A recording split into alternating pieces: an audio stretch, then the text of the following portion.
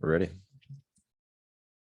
Welcome to Wise Beyond Bitcoin, where you come for education, analysis, and opportunities in blockchain and crypto. My name is Lucas. And I am Ryan. And today we've got an exciting video, a follow-up, kind of a synthesis. It connects, it's synchronistic with the DAO videos. We've been talking a lot about this new DeFi 2.0. It's more about the root, the foundation of this DeFi 2.0 movement and these new reserve DAO currencies. And one of the protocols that really underpins, especially helps bring them together through cross-chain. Of course, this is not financial advice. This is educational information and entertainment. This is absolutely cutting edge and very innovative in the world of blockchain, cryptocurrency, and DeFi. So if you thought cryptocurrency and DeFi were risky, this is even higher risk. However, it's a lot of fun and it's exciting and it's rewarding when you participate in these communities. So that's what we're about, talking about the market value, the potential, and really exploring, and also technical how-tos, how to get involved, how to provide liquidity, how to stake, how to become a member of the community, because DeFi, decentralized finance, is decentralized because of people like you and me and us and we that really put a little stake in value and don't sit on the sidelines. So if you want to learn a little bit more about it, how to hit the subscribe button, the notification bell, give us that love with the thumbs up. And there are ways to throw us some love below, but we're all about growing together in this knowledge, this new technology. There's so much happening. We can barely keep up with just a sliver of it. If you know of a hot protocol, we really appreciate the feedback we've gotten so far, and we look forward to making videos because we're all relying on each other to learn and share what we understand with this new innovative technology. All right, there is the intro and the disclaimer. I think we got it all wrapped up right there. That's right. So let's jump into one of the more exciting projects that we've been talking about between each other and our friends, more than on the channel, but we've been discussing this quite a bit. And we're talking about Abracadabra and their cross-chain stable token known as MIM, or Magic Internet Money. And Lucas is going to show you the stablecoin index to see by market cap where MIM sits on the list. And obviously Tether, USD are the top projects. Then you have DAI and then Terra, of course. And then number 6 is MIM, Magic Internet Money. Right around $165 million over the last 24 hours in volume, market cap over $3 billion. So we're talking about a serious protocol and a new protocol that's kind of really moved up in these rankings very quickly. It's, MIM's hasn't been around in a while. This launched when we can look at when the launch was, but I know it's not that old. It's only a few months old. Now, so for it to already be here, that's fantastic. Do you notice how it's right below another favorite of our decentralized stablecoin protocols, in that they're actually teaming up together, as you mentioned on the site we're about to get to? So this is exciting. And as you were talking about before the video, one thing we should mention, look, we're using a transparent open source. This is what blockchain's all about. This is what smart contracts. This is one of the most beautiful potentials that these protocols can create and can be used for, to get rid of risks that come with centralized systems. And we've already seen in the past that Tether, USDC, which DAI is very much USDC. When you find these centralized stable coins, they can be hit with regulations, they can be audited and found out that their accounting is improper and that their collateralization isn't proper. And once you start dealing with protocols that are built on the blockchain, well, now if you start loading it up with digital gold, digital assets of value, that's transparent. The accounting can be seen right there in cross-chain. And now you could start creating a reserve of wealth, of value, that is run by a DAO, that's decentralized in a sense, and it's the accounting is transparent. It's right there. So Right. that's Yeah, I mean, I think these first iteration of stablecoins were definitely innovative in the sense that something like that was necessary in order to make it possible for people to enter and exit DeFi and crypto in general in a stable way without, you can't take profit in a currency that's fluctuating. So some sort of a stability, some stable unit of value was needed. So the innovation is fantastic, but the idea that should be done on a centralized foundation where some dollar-based bonds or derivatives or assets are held in reserve and in custody by some central party, and so it can be audited by an accounting firm, and then and the IRS and the SEC can have full disclosure and control and viewing all of whatever is involved. What we're doing is we're going back the wrong direction.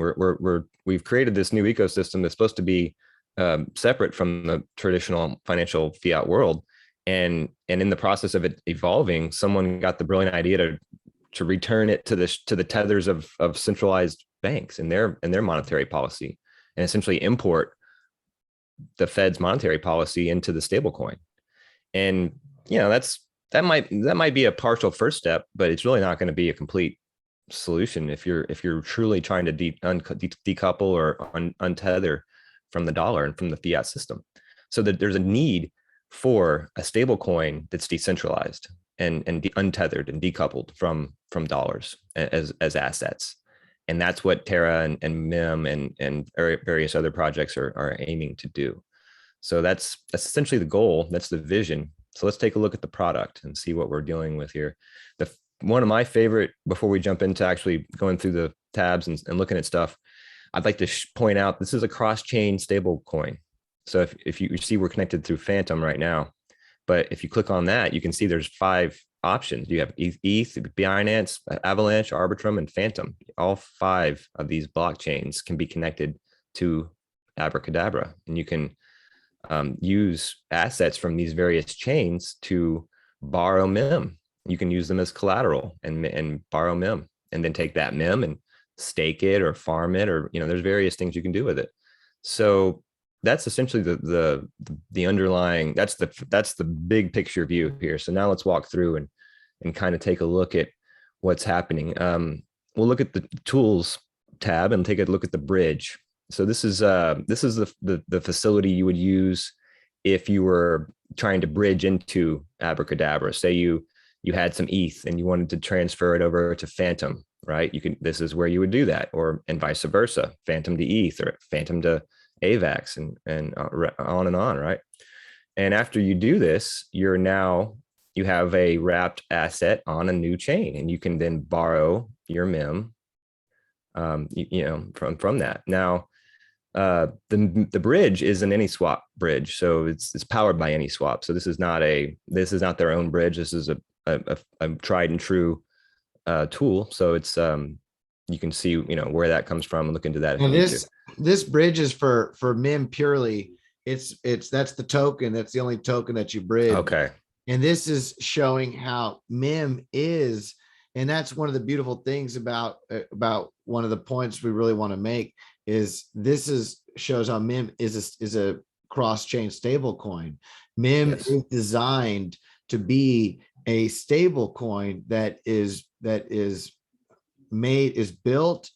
has reserves built and founded on different chains. It's actually a reserve currency, a stable coin kind of built on blockchain and crypto to eventually decouple from what you were saying, those other stable coins that are built on collateralized assets and bonds and corporate bonds and other dollar-based assets. Yeah, exactly.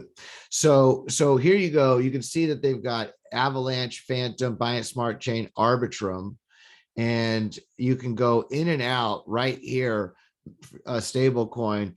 And what does that mean? That means that you can take a stable coin, and if you want to go into a protocol on any one of these networks, boom, right there, easy. You can do that, easy peasy, and you've got that stability that to come out of the volatility of crypto. Now let's talk about one of the benefits. So with MIM on ETH, you would be, you can stake your MIM on ETH right now. But if you click on stake, you'll see that's the only option. Or I'm sorry. So let's be clear about it there. So there's two tokens really involved in this protocol. There's Spell and there's MIM.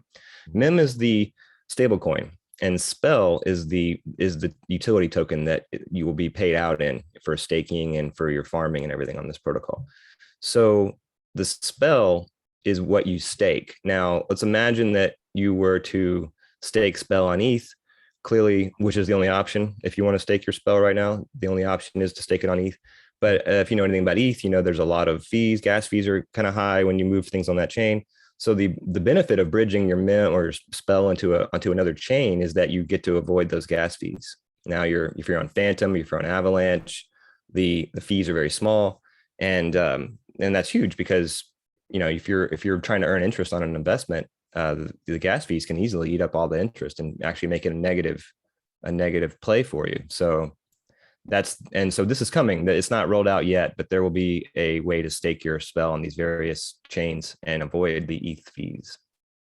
And at the moment, if you stake your Spell, just like staking governance tokens on a lot of DEXs works, you earn the rewards from those transactions. So the Spell you earn, if you stake it and you get that S Spell, the S Spell automatically earns fees from MIM repayments from all wizards proportional to your share of the stake pool. So that S Spell, the S Spell tokens represent, however many you have, represent a certain portion, proportional, a share of the value that comes in. Whenever you cash them back in for Spell, that's why you'll notice that one Spell is worth over a Spell. It's actually worth 1.1 because it has that those fees. It has those fees that it earns at the same time. So, and it's adding stability. We're looking at, we're going to get into the game theory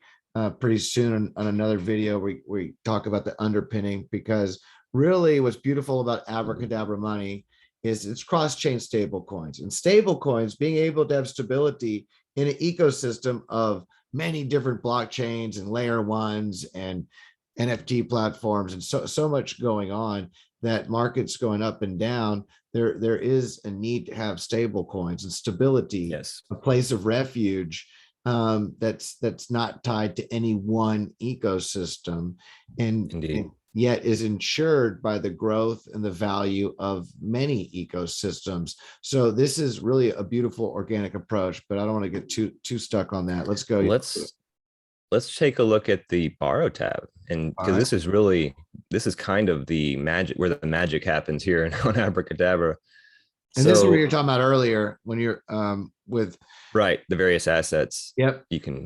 So what's going on here? So there's they have this term, they have this facility called the cauldron, and what you do is you deposit LPs, and they give various various kinds you can deposit, and out of that you get to borrow MIM at a certain fraction of the value of your assets.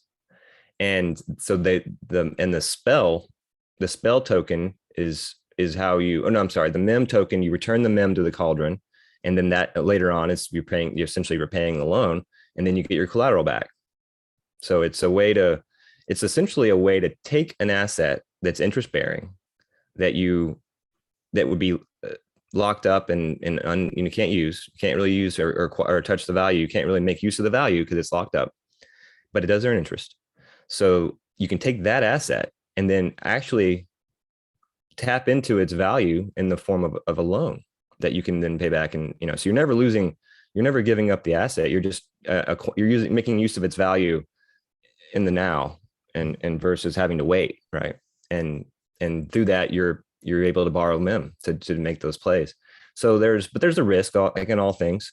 You can have a risk of liquidation, right? Because essentially what you're doing here is you are getting levered. There's a leverage play here. So in like any kind of leverage trade, if the underlying asset that's backing the loan, if there's a fall in the market and the value of that asset falls below a certain level, then the leverage ratio that you've taken starts to grow, right? And then there's a certain liquidation point that you can choose, and that you can set yourself. But that liquidation point will be the trigger where if he goes below that number, then that's where your position gets liquidated. And that's a loss. That you will lose your money. So it goes without saying, this is sort of this is risky. So you should be knowledgeable about what are the different things that it can happen to you, and what's the odds of of your underlying collateral falling 5-10%. You should think about that, and then come up with some kind of estimate about what do you feel the risks of it, how far it could go low, how far down could it go, and sort of play with certain outcomes. But and you it also goes to show the robustness of the system, right? Because if the prices go down, it's designed to liquidate to cover that which was borrowed. I mean, MIM, that's part of the stability and the security of what makes it work. And when you talk about, look, you run out. If you have OHM, you cannot borrow MIM against it because that pool is dry. It's not right. It's indefinite. It's run by certain algorithms that are there to make sure it stays within bounds and ranges to keep the protocol safe. Yeah, there's only so much MIM in each of these pools to prevent borrow. a black swan, but for the most part. And what's beautiful is that all of these alchemics, curve pool and stable coins, Bitcoin, Ren, curve pool, Fantom, SHIB, Shiba Inu, Spell, Staking Spell, UST from Terra, Sushi Swap, all of these different protocols, Ethereum, Rapid, all of these protocols are actually the digital assets that back MIM. So when we go to that cool analytics tab you found earlier, we'll get into that. But so this is how MIM is created by this. So MIM is over collateralized because you pay an interest to borrow against it. You're always going to pay it. You're always going to pay a fee and to pay an interest for borrowing MIM. So MIM is always going to be over collateralized in the sense that it is backed by that asset. More assets than there are loans. The value of the loans is less than the value of the assets. Absolutely. And that's why those liquidation fees are there as well, in case the price goes too low, so that it stays solvent. So and we should point that out. These liquidation fees are fees on the principal. You're not losing your entire position. No. So different interest rates for borrowing against different digital assets. And you can see there's different amounts left to borrow. Interesting. SHIB is down to 302,000. Some are 15 million, 52,000. So some run dry and more popular than others. But the ability to summon MIMs, the ability, like you were talking about earlier, to have a digital asset do something and work for you, to park it somewhere in a decentralized protocol. And let's talk about what you can do with that MIM just before we get into the analytics. You can take that MIM and transfer it into that 3 asset curve pool, the MIM, USDC, and Tether, and earn 18-20% a year right there. And that'll pay out in spell. Okay. Absolutely. You could, MIM is a stable coin. And you're absolutely right. I didn't even think about that, but that's brilliant. So you borrow at whatever this lower interest rate is. Now this is ceteris paribus. Market doesn't liquidate. Actually, you use the 3. You use that LP, the 3 asset curve LP. Right, which has an interest rate of 1.5% to borrow. You borrow against that. You borrow against that if you really want to be risk averse and not get one of these digital assets that can fluctuate a lot in value. Right. In theory. And then you come over to farm, and what you can do is now on Ethereum, you've got the option to farm a whole bunch of different things. And you might have to go to a different chain to make this work. So you have to get off Ethereum. check it out. That's there's what you do. Because Ethereum is right now the only one set up where you can borrow MIMs. Right now on Right. Phantom, you can't lock up. Can you lock up a lot of stuff on Phantom at the moment? When I looked last, it didn't have as many options. It was mainly Yeah. Ethereum, I thought. Yeah, it was mainly Ethereum. But we're gonna go right now and all learn this together because this is an educational channel. None of this is financial advice. We're not financial advisors. Okay, it's not as it's limited. It's wrapped Phantom. Mhm. Okay, but that's And the the point. Phantom pool. There's Oh, that digital asset risk, right? So what you do is you're on Ethereum, you put that stablecoin pool in, right? That has that 1.5% pool. You go over to the bridge because you borrow MIMs. It gives you MIMs Yeah. and ETH. You go On over the ETH. bridge, you bridge it over to Phantom. Yep. You come over where it says farm. Oh, look. Oh, look, this, and we've got this example here. You go to the 3-pool V2 curve, which is just a stable coin pool, that same Mhm. pool on Phantom. And you deposit it, you stake it, 19.5, 20%. And it's just clicking and ticking. Yep. Right there. That's So, right. so there's a way that you can actually, and now that's a very secure. You're using leverage, but you're doing it in the most safe way possible because you're doing it in stable coins. There's always risk. There's black swans, Right. regulatory things that can happen where a whole digital asset, oh, we found out that USDC or Tether is now worth, 10% the value as it was the day before. Or Abracadabra could be hacked. There could be a bug that we don't know about. Always. But ceteris paribus, things working out as they do, that right there. And of course, you got to factor in Ethereum gas fees because you have to deposit in and out and bridge. So it must be an amount that makes it worth doing this. And I don't know what amount that is, but I think probably over $1,000 would be probably so. Something like around those levels. Now here we have an example of having used the Phantom network to take a portion of this 3-pool V2 that you can go to on Abracadabra. And this is just how you can do things on different chains. And going to Curve on Phantom, you can, well, shucks. We'll do it. Why don't we just go show what it looks like when you come over to Curve on Phantom, which looks very similar to Curve on Ethereum. You have this ability to here's the LP for that special pool. And if you only had MIM, or if you only had Phantom USDT or USDC, it would automatically balance the proportion. So you don't have it's like a zap. It's like a zap. You don't have to go out there and swap 3 different times to get the perfect balance. You can just come in with MIM and deposit, and it will just maximize. And it's amazing to see how the reserves in MIM have grown over time because it didn't use, well, wasn't that big before. And that's what, 20% APR or APY? It's no, it's 30% of the reserves, 33% is USDT, 36% is USDC. Maybe it was always at that ratio.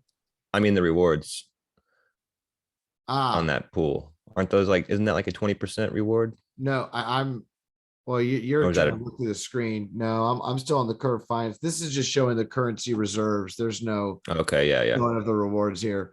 Gotcha. But this is where you would go to get the LP token. Then you come back to Abracadabra, and you would, and if you would like to, you could come to Abracadabra and you could stake it, deposit it, and you would start immediately averaging 30.85 spell per $1,000 a day. And it doesn't pay out once or twice a day. It is actually constantly updating and paying out. You'll watch it just grow. And harvesting it will be cheap because of the fees on Phantom. Because Phantom fees are cheap, right? So if you were planning, I would say if you were planning to leave a chunk of stable coins aside for a while and I guess leverage them in the most risk averse way, that would be I feel, because you're taking a stablecoin pool, which is stablecoins, and you're only, so the ability to have your position be liquidated is almost 0%. There shouldn't, Yeah. you shouldn't have to have liquidation worries. It should just be Mm-mm. a straight, I'm earning this much and I'm benefiting on the arbitrage of the interest. No impermanent loss either. No, because it's all stable coins. Now The you're only not risk is the protocol going down for some protocol weird risk, reason. bugs. Yeah, There is risk, but it's sure. not that. But those So risks are on with all projects, right? It's not just sure, these. So that's sure. ever present. And there's the opportunity cost of how much do you want in stable coins versus how much do you want in Phantom or Avalanche or Solana or Mhm. Harmony One or these other protocols. Yeah. Because 20% in a year, while it sounds great when you're looking at CDs and you're looking at returns in the traditional system, Right. that's not so great when you're looking at the crypto world. There's Right. projects that do 20% in a month or in a Right. week. Right. So, but But risk reward, yeah, and dollar it cost always makes averaging sense. out, and it's Yeah, all, and it's always good to be balanced and to stay balanced. exactly. You And don't want to put all your eggs in the high risk because investments. at You the want end to of the have day, some diversification. we don't know when the market's going to go down, despite all the No. metrics and people believing, oh, we're going to be in a bull market through the first quarter of 2022 or the second Yep. quarter of 2022. And it That might not happen. we might be done this week or next week or this month or And you year. could easily take a position and at the wrong time, expecting to hit 50, 100%, 100x gains, and end up thinking at the end of it, oh wow, I wish I would have got that 20% on that curve pool. That would have, in hindsight, that would have been great. It's really just, what are your expectations, and it's important. I think it is important to be diversified and to be aware that, hey, this is going up, but it can go down just as fast. And Okay, analytics. And what I'm also a big fan of, and what we talk about, is this is a new technology. This is not something that humanity has gotten wrapped around their minds around, has figured out. It's a new language. We're all just fumbling our way through this together, and it's built on people fumbling their way in supporting it. DeFi, AMMs, DEXs are literally built on people all over the world locking up a little bit of their value to create these large pools of liquidity that used to be traditionally were done and only could be done through centralized institutions and powers and controls. And that's the beauty of blockchain and crypto and DeFi, is having 4.68 billion total value locked. And here you can see the total collateral cauldron showing you that it's backed by XJoe, Spell, Ohm, Time, Phantom pools, stablecoin pools, Ethereum, Phantom. There are a basket of digital assets, and it's growing. It's not limited. It's opening to more chains and taking in. Is UST in there yet? No, not yet. It's about to have Lunaterra stability. So this is a good sign. This is actually what, from the technology, from the economics market perspective, and you really brought the point home in the beginning perfectly. But when we're talking about a new technology that's built on blockchain and crypto decentralization, it doesn't make sense to have the foundation of stable coins, of that stable network, be underpinned on these centralized, non-decentralized protocols. Legacy assets, really, is what I would Legacy, call them. right. And so we really need something a little bit more pure in the blockchain decentralized, something that's more connected with and associated with, because as you mentioned, look, whether it's the United States or a different country, if one group comes into power and for necessary whatever need to print trillions of dollars and trillions, and that the value of that currency deflates, as you mentioned, and we talked about in our untethered stablecoin video, that economic article, if your stable coins are completely pegged to any country's stable coin, the euro, the won, then then that has to inflate and has to devalue at the same rate, and there you go. So it's nice to bring a new concept of a reserve currency, of a stable coin that isn't, I mean, we talk about blockchain is built by miners and stakers that are all over the world. So shouldn't the reserve and stable coin also be something that's decentralized and not, and not only is the centralization, decentralization issue paramount, but think about just the idea of sound money. Do you want your money backed by something that's constantly losing value, dollar assets, or do you want your money backed by something that assets that are interest bearing, that gain an interest bearing denominated in a unit that's not debasing? So like wrapped ohm or spell or wrapped memo or wrapped ETH, right? These are assets that are accruing value, that are earning interest and becoming more valuable. So that essentially is a deflationary framework, because the monetary unit that's backed by these appreciating assets will be also appreciating. So its value, the underlying value will continue to go up because it's backed by assets which are becoming more valuable too. So you have a foundation for a sound money, a money that doesn't devalue, but if anything becomes more valuable over time, which is good, right? That's what you want. And very opposite from something that as time goes on, you can guarantee it to be worth less and less and less because it's backed by assets that are also worth less and less. So yeah, it's just a basic thing, but it's like, do you want your stable coin to be deflationary or inflationary? Pick one. I want mine to be deflationary. I want it to be worth more, or and do you want least... your stable coin to be backed on debt that is not transparent because it's at political whim, or do you want your stable coin to be backed on assets that are growing in value and interest bearing, for lack of a better term, but really LPs, they accrue fees and they are asset, they're made to grow in value. Here's the way to say it. The dollar legacy assets that back Tether and USDC are considered liabilities. Right. The assets that back MIM are actually assets. They're not liabilities. They're assets. They have asset-backed stablecoin instead of liability-backed stablecoin. Yeah, that's what we're talking. That's the difference. Yeah. So that's and that is what crypto and blockchain is all about. It's all about proof of stake, proof of work, proof of value in some sort, and transparency. And look at this. I mean, total MIM borrowed total collateral by Cauldron. I'm excited to see it continue to grow. This is very new. I'm excited to see. I want to see the Luna Cauldron hit and see how that goes. Oh, I know. And others that I can't even think about. This is really just a few months old. You want to talk about cutting edge in DeFi. The concept is really a beautiful use of this technology that, again, you can't see these things coming, but there are developers and people working on things right now that are black swans in a positive, innovative, beautiful, creative destruction way. And this is just a great, so Abracadabra money, we've passed through it before, but we just kind of wanted to go a little bit more in depth. It is the foundation of this new DeFi 2.0 cross-chain stablecoin MIM, which people can partake in and be a part of.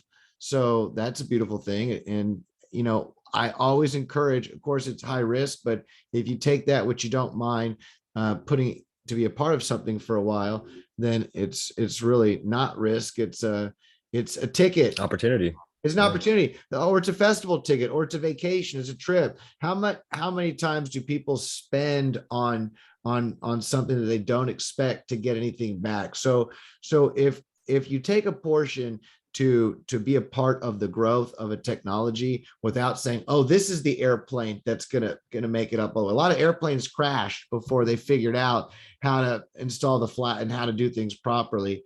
And so a lot of these DeFi protocols, I feel, is rewarding. That's why taking profit, so to speak, and is great thing and a good practice. I'm glad you said that. Let's end on that. If you're, we're in a kind of like towards the end, maybe people are saying potentially towards the end of the bull cycle for right now, and that, Bitcoin at 200 or 180 might not happen this cycle, might be next cycle. So and then we're seeing corrections happening, and who knows what's going to happen. But if you're nervous and you think that the bull market might be, stalling, and that there could be a retracement heading down, it's natural to take profit. And if you're going to take profit, stable coins are the way to do that. And if you're going to take profit in stable coins, I think MIM is the premier. Well, and Lunaterra is also great too. You can't go wrong with either of those two. But I wouldn't be looking to take profit in USDC or Tether, right in the wake of the new infrastructure bill that just got passed, with the new definitions for crypto and the regulations that are now coming for that. They're going after stable coins. They've made that a point, and they're calling them securities, and that will stick legally. So, definitely considering where we're at legally and in the market cycle, some sort of profit taking does seem to be at least on the table as being rational right now. And if you're going to do that, I feel like MIM is your best bet. So that's a big picture kind of thinking, but this is probably the future of stablecoins, and I'm bullish. I'm bullish too. I was coming to look to see if any of the other chains that are available right now, which is why it's going to be really fun to see UST come in and how that's going to work. But at the moment, the only way to do this is to go from Ethereum to Fantom. Yeah. Now that's where the main development's at so far. Well, I say that Ethereum is where you have to go to deposit, to borrow.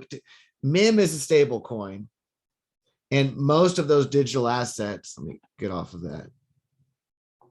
Do that again. Oh. I think if you go to ETH on your MetaMask, it'll do it. Oh, it'll just snap. You're right. Yeah. It's asking me right now. Yep. So, there we go. Now, I want to go over this one more time because we have covered it, but this is just a neat concept, a fun way. If you're someone who is saying, I am ready to, put some into some more stability off the table, a lot of these assets dump. I mean, they all did, cryptocurrency is infamous.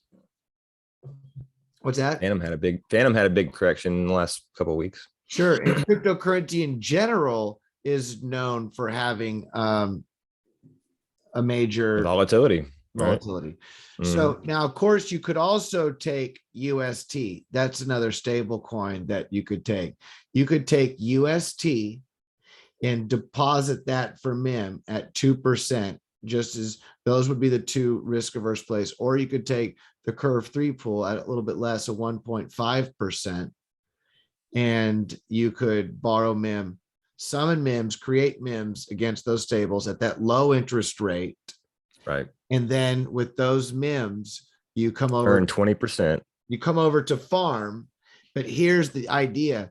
MIMs, don't forget, all from Abracadabra, you would want to go swap. Once you do this on Ethereum, you'd want to take your MIMs and bridge them to whichever network. I believe Fantom is the one that's got the best, but before we leave, we can double check and show we know it's not Ethereum, because those transaction fees are high. We can see it's possible that excuse me, Avalanche or Arbitrum also have a stable coin Curve pool that earns a high interest rate. And here we see that Avalanche has a 28.5% interest rate. What are the assets on that? I know, obviously, it's MIM. The thing is that you're going to do for the stable coin arbitrage position, you need to start with Ethereum. I've already checked it out. None of these other chains will allow you to deposit stable coins for MIM. Got it. You have to start with Ethereum. But at the moment, and this is just for stable coin arbitrage play, because you could do this a few times. Sure. Yeah, you could lever up. As long as the gas fees for Ethereum, as long as the amount is right. I mean, if you're a Now look, if you're a whale and you just saw this and you're like, oh my gosh, I'm going to leverage and get high rate of return on my stable coins, don't forget our address below, so we can try this too. Say, I want to bring up these dolphins. Yeah. I want Tip your waiter. to turn these guppies into dolphins, So yeah. But you can also just give a thumbs up and a comment and subscribe. That's appreciated too. And this is just the opportunities. Now, regardless, even if you didn't leverage 19%, 20%, the rates of return on stable coins in the world of digital money and crypto itself is incredible compared to the rates of inflation and what's out there in traditional bonds and finance. So welcome to cryptocurrency. If you're just getting in, it's just the beginning. You're not late. It's just now getting legs and taking off. And it doesn't take long to catch up and learn the language. So we're all learning it together. And if you've been around for a couple of years, for a few years and watched the development, congratulations. It sure is an exciting and beautiful time to see this development and the opportunities continue to grow and expand so that other people welcome DeFi 2.0. Yeah, we want other people to enjoy these opportunities. It's not like, oh, did you hear about those opportunities in blockchain and crypto years ago? It's like, no, really, airdrops. You see our video on airdrops and the chains that are just giving away free crypto for those who support them. That's why becoming involved early. Years later, this is going to be so easy for people. They're just going to press a button, click here, click there. Right now, we're still at that innovative, experimental, what's going on? I don't know, but let's try this. And that's a lot of what this video is exciting about. Yeah. Yeah, well, I think I browbeat that one, brother. You can say anything on the way out. I think I think we hit all the right notes. We're going to be talking more about MIM and Abracadabra and the broader ecosystem that's sprouting up around this stablecoin, this cross-chain stablecoin. So if you find that stuff interesting, if you want to know more about DeFi 2.0 or reserve currency DAOs or anything along those lines, like, subscribe, follow us. We're going to be hitting more videos along these lines, putting them out every few days. So stick around and see what's to come. Thank you. Yep. Until the next time, have a beautiful day. Namaste.